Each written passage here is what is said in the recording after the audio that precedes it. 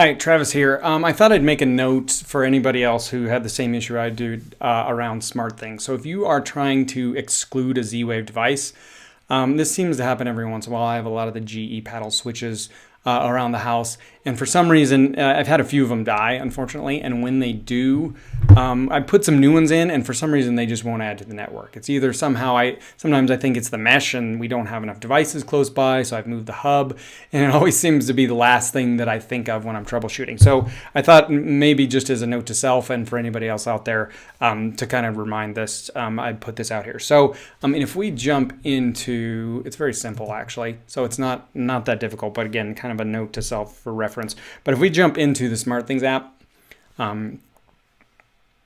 you can go into here and you can actually exclude a device. And basically this makes SmartThings kind of purge those devices. And this is for scenarios where the device isn't actually showing up in your list of different items.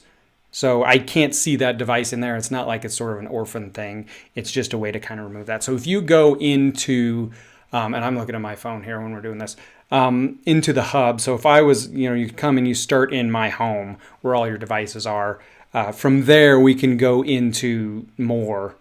And then from there, you click the part that says hub is online. So that's your hub actually part where you see the green dot there. And you'll see the name of your hub and those pieces. And then if we go into Z-Wave utilities, now I'm not sure I'm done with Zigbee, GE, and some other companies make different, obviously depending on the devices. So you may be able to do that way, and they may have different kind of protocols for those. But if we just go into Z-Wave utilities, and I've already done this, so it won't actually do anything, but then we can pick general device exclusion.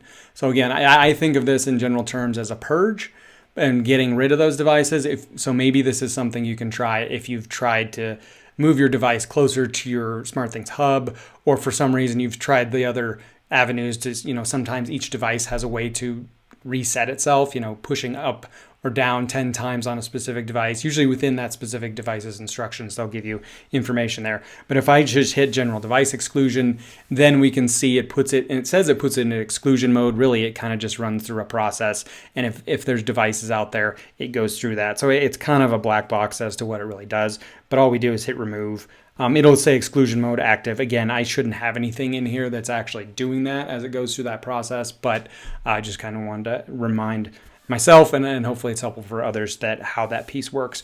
And then, again, as one of your troubleshooting steps, then I was able to actually pair my garage switch, the new switch that I put in, and it worked seamlessly from there. So I'm going to cancel this because I don't need that to go on, but hopefully that helps people.